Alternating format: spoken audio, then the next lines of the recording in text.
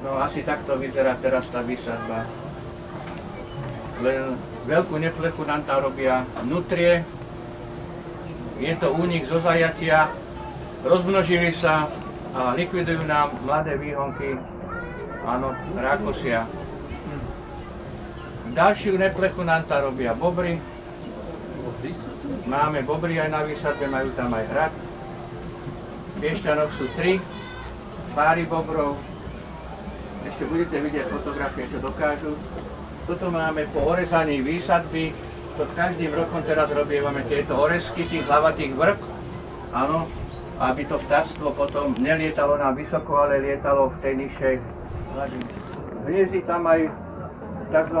Kúdelnička lužná. Je to taká pletiarka, ktorá si robí, toto bolo konkrétne na breze, alebo na vrbe si vytvorí také visiace hniezdo, ktoré sa hompála vo vetre nad vodou.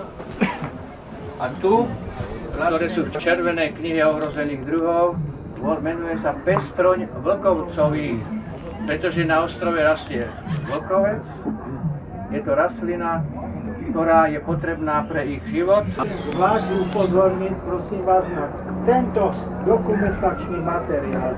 Prosím vás, celý život som robil v Slovenskom národnom múzeu a poznám múzea na Slovensku, zahraničné múzea na veľmi dobrom stupni.